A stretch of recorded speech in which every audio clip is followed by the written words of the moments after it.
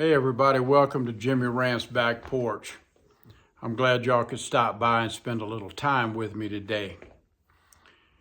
Nothing serious, just thought I would chit chat with you, let you know how I'm doing. We're just going to be like sitting around the living room or the Cracker Barrel, and we're just going to be shooting the breeze, just, like friends would do. What else do you have to do, huh? Well, I'll tell you, it's really starting to get cold here where I live in Colorado.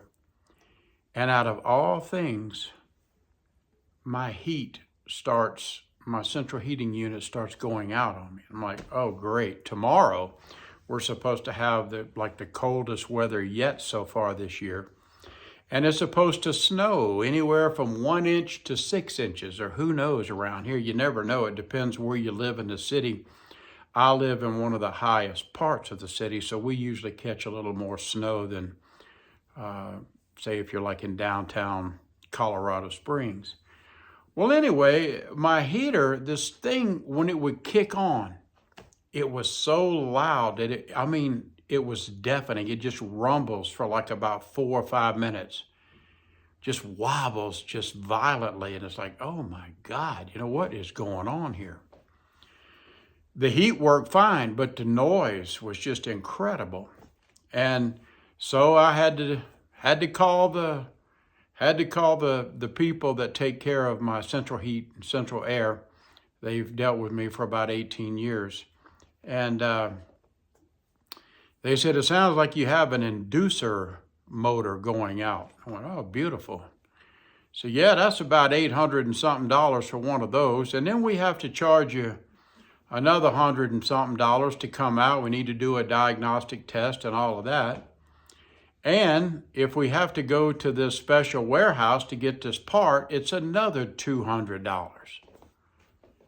And I'm thinking, cha-ching, cha-ching, cha-ching. So all of that adds up to almost $1,200. To make a long story short, they came by this morning at 8:30. They brought in a new part. He picked up the wrong part. So now he has to drive back to this warehouse, which took probably another hour. And he came back. Luckily, it was the right part. He fixed it. And now everything is just humming smoothly, perfectly. Yeah, the heat is really nice and warm, and the motor's real quiet. And he said, look, Jimmy says, your unit is like 23 years old, because that's how old your house is. And these things only last about 20 years. So you may want to start thinking about replacing it in the near future. And I thought, oh, that's just lovely. He said it's probably going to cost about $5,000 to do that. And that's if it's only the heat and not the air conditioner. So we'll see how that goes. That's why sometimes I say, sometimes when you live in a house for quite a while, I've lived here for over 18 years, and things start falling apart all at once, like I need to replace a deck. I have a pinhole little leak in a pipe that's in the front of my house, between the front of the house and my den, that room right in there. It doesn't leak unless you turn the faucet on, then it'll be just a slow drip. I keep that off. I don't need that. So I got to fool with that. My house is pretty close to 3,000 square foot. So I probably need to replace about 1,000 square feet of carpet in here. So no telling how much that's going to be. So everything just starts to go wrong at once. And that's why sometimes I think about, well, it's just me now in this big old house. 5 bedrooms, 3 full baths, about 3,000 square feet. Do I really need all of this? It's like, why? Why do I have to keep feeding an alligator? Now, the house is paid off, so that's one, if you want to say blessing, that's one blessing. I don't owe anything on the house. It is 100% paid off, thank goodness. But then there's those HOA fees. I hate paying that, because you pay them and they do absolutely nothing for you. Nothing. You just pay them for them to tell me how to live. Oh, you want to put flowers in your yard? Well, we need an architectural detail of every plant that you want to plant and how far apart they are. Oh, you want to paint your house? Oh, well, you got to run that by us, and we have to approve the color that you choose. So I paid them for them to tell me how to live. Kind of a little rant here, but it's true. You guys probably know what I'm talking about. And just about everywhere you go nowadays, you know, you're going to have to pay an HOA unless you go way out somewhere. And I don't want to go really too far out, because when you get my age, I'm 71, and you never know when you need to go to the hospital. You never know when you need to get to that doctor's office. You never know whenever it's snowing outside and you need some kind of grocery delivery. I'm thankful I have all of that right here. I'm very thankful for that. I have extreme convenience everywhere. So that's a good thing. But since Bobby died 9 weeks ago, I keep thinking, you know, why stay here? For what? But then again, I think, well, this is my house. I like my house. But everywhere I look in my house, I see things that just reminders. I see reminders of my family. I see reminders of my children here, my grandchildren being here.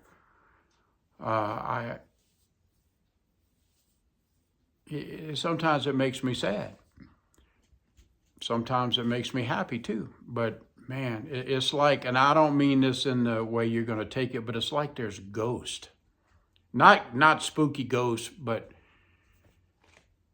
you know what I mean. Everywhere I go, every room, upstairs, downstairs, out in the yard, in the garage, no matter what, I see my wife or I see my family. And it's like, man, enough. Okay, well, so much about all of that. But anyway, we got the heater all squared away today. My little rat terrier is running around, so if you hear a little moaning and groaning and eating and drinking water, that's my little rat terrier over there acting like a monkey head. He's a good boy. Hey, come here, buddy. I don't trust him. He's a boy, and boys love to throw that leg up, you know what I mean? For over 8 years, I've trained this dog to go potty outside. So what do? They throw a leg up. They'll walk to the door and throw their leg up and then potty all over the place. And I'll say, no, potty outside. And then I open the door and they won't go outside. I guess that's part of the ownership thing of a pet. They have a mind of their own. What I really want to talk about today is how our medical system is kind of in a bad spot. It's in a bad place. And what I mean is, when you lose someone, like I lost my wife, and I'm sure all of you people have lost loved ones too. You probably know what I'm talking about. It's like whenever Bobby got sick one morning, the last morning she was in this house, and she told me, I'm having a little trouble breathing. So I called her the paramedics, and they came. They were here probably in 5 minutes. They got her into the ambulance, and it was a 2-minute drive. 2-minute drive. She was at the hospital. I told her I'll be there. I walked out with her. Said I'll meet you there. And 2-minute drive. That 2-minute drive was $3,000. A $3,000 ride. Not 45 minutes, not 2 hours, 2 minutes, $3,000. But I understand it costs money, you know, all the equipment and all the stuff, all the paramedics, the firemen come. It's a big deal, and I really appreciate what they did. They're wonderful people. I have such respect for first responders. You just don't know. But that's not what really gets me so bad. This is what gets me. Now, my wife's in the hospital for 4 days. 4 days. We didn't know she was sick. She was healthy as a horse. At least we thought she was. She was an RN. She knows anatomy and physiology and all that other pharmacology. She knows all that stuff, you know. And we found out that she had this aggressive spreading cancer. It was colorectal cancer that really spread. It goes first to the liver, the spleen, then it hits the kidneys, and then it gets into the uterus and ovaries, and I don't know where all else it goes. And 4 days later, she passed away. So I come home, and I'm just fit to be tied. I'm devastated. I never thought in a million years that this would happen, but it did. She's almost 10 years younger than me. I was supposed to go first, not her. But life has a way of throwing a curveball at you. It don't work out the way you think it's going to work out or the way you hope it will. It happens on its time, not yours. But that's not really what I want to talk about. What I want to talk about is I'm home like I am right now. And I've been home for 9 weeks. And I'm trying so hard to get stronger and stronger, and I'm trying really hard to move on. I want to figure things out. What do I want to do with my life from this point forward? And how can I make that happen? But there's these little things that happen that just slap you in the face almost, well, at first, daily. You get all of these phone calls. I get text messages. I get emails. I get letters in the mailbox, and it's, here's a bill from the pathology. Here's a bill that came in from the anesthesia people. Well, here's some more laboratory bills.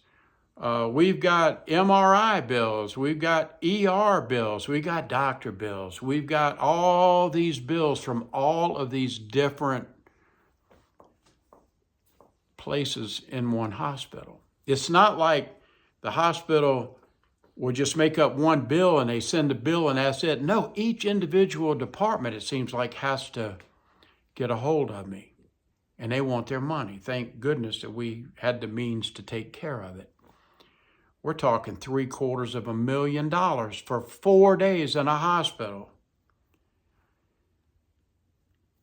And I go to the mail and there's another bill from somebody else. There's another bill from somebody else in the hospital. Why can't they consolidate everything? So I'm trying to get over this, but I can't. And then they call, well, we need to know when, we hate to ask these questions. When did your wife die? What is her last 4 of her social? When is her birth date? And it goes on and on and on with every single one of them. And then you have to you have to report the death to Social Security. You have to do that by law. You have to deal with funeral homes. You have to do all that, and you have to tell them all this information. It's like every day I'm reliving. It's like Groundhog Day. I'm telling the same information to all these different people, companies, departments. And it's hard to move forward when they're on you like vultures every day because they want that money. You got like financial people, like all the banks, and if you have 401s, and if you have IRAs, and you have all these things, these investment companies, you have to report the death, and you have to tell them the same thing, the date of birth, the time of death, and all that kind of stuff, the Social Security number, just everything. And you know, after you deal with about 50 of them, it makes you want to take the phone, a cell phone, and just slam it through the wall because you're tired of answering these same questions. And they're hurtful. They're hurtful because they're reminders. I have to rehash over and over and over what happened. And I'm trying to go forward. And it's hard to go forward with these leeches and parasites trying to drain you out of every penny they get. They don't care about Bobby. They don't care that she died. They don't care that I'm hurting. They don't care. All they care about is that money. I gotta have that money. And Jimmy Rants, I gotta keep asking you these same questions over and over and over. I don't care if it makes you feel bad. I don't care if it just keeps pulling you down. You take 5 steps up and you're doing better psychologically and emotionally and everything else, but we're going to drag you back down because we need that money. I need to know the date that your wife died. I need to know the insurance numbers.